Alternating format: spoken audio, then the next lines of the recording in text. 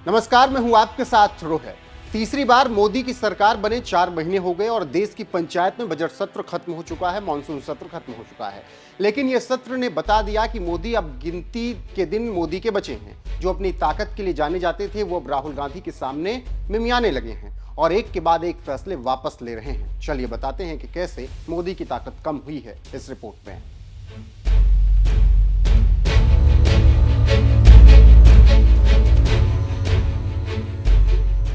जब तीसरी बार नरेंद्र मोदी पीएम बने तो हाव भाव और तेवर ऐसे दिखा रहे थे मानो ये गठबंधन की सरकार नहीं मोदी की सरकार है। लेकिन जल्द ही नरेंद्र मोदी का फूला गुब्बारा फूट गया और बजट से पहले नायडू और नीतीश ने ऐसी हेकड़ी निकाली कि मोदी असमंजस में पड़ गए। फिर क्या था, बजट आया और जो पत्रकार और मीडिया लिख पढ़ रही थी वही हुआ और बजट में सबसे ज्यादा आंध्र प्रदेश और बिहार को मिला। फिर विपक्ष हमलावर हुआ और मोदी की बोलती बंद कर दी। फिर बजट को लेकर बीजेपी के दिग्गज नेता और मोदी मंत्रिमंडल में शामिल नितिन गडकरी सीधे तौर पर बजट की खामियां गिनाते हुए वित्त मंत्री को लेटर लिख दिया, जिससे मोदी की काफी किरकिरी हो गई। अब यही चल रहा था कि राहुल गांधी ने बजट में प्रॉपर्टी टैक्स को लेकर हमला बोल दिया। फिर 2 दिन के अंदर डरे मोदी ने प्रॉपर्टी टैक्स वापस ले लिया। फिर मोदी ने एक विभाजित बिल लाया कि देश की राजनीति को हिंदू मुसलमान बना दिया जाए। लेकिन सिर मुड़ाते ओले पड़ने वाली कहानी चरितार्थ हुई और बिल मोदी के गले की फांस बन गया और सहयोगी टीडीपी ने सीधे तौर पर कह दिया कि यह बिल वापस लेना चाहिए। फिर क्या था, मोदी को सांप सूंघ गया और भारी बेइज्जती के बाद बिल को वापस ले लिया।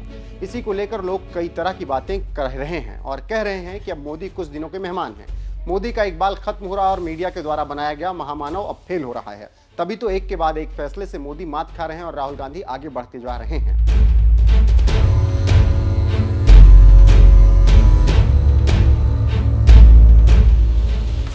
तीसरी बार सरकार में आए मोदी को जिस रफ्तार से दौड़ना था और गोदी मीडिया ये कह रही थी कि मोदी ने 100 दिन का प्लान बना लिया है, लेकिन सरकार बनते ही मोदी फुस साबित हो गए और अपने ही मुद्दों पर पीछे हटना पड़ गया और जिन हिंदू बातों को लेकर उलझे अब वो मुद्दे बीजेपी को परेशान करने लगे। राम मंदिर के बाद बीजेपी के पास न मुद्दा बचा ना ही कोई विजन। आरएसएस के पास मुद्दा नहीं है। इसके साथ साथ आरएसएस मोदी और मोदी योगी की लड़ाई आपके सामने है।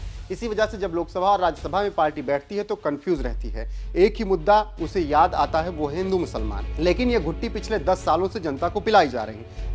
अब जनता इस घुट्टी को पीने से इनकार कर रही है, जिसका नतीजा आपके सामने है। जो 303 पर थे वो 240 पर आ गए और 2 दमदार सहयोगी नीतीश कुमार और चंद्रबाबू नायडू के भरोसे हैं। बिना उनकी मर्जी के एक भी फैसला नहीं ले सकते। इसका एक उदाहरण इसी बजट सत्र में तब देखने को मिला जब सरकार अपने सहयोगियों को बिना बताए वक्फ बोर्ड बिल लेकर आ गई, जिसका नतीजा आपके सामने है। टीडीपी के सांसद सरकार के खिलाफ ही संसद में बोलने लगे, जिसका नतीजा ये हुआ कि बिना कुछ कहे विपक्ष की बात मान ली और बिल को खुद ही स्पीकर को प्रस्ताव दे दिया और कह दिया कि जेपीसी को जाएगा।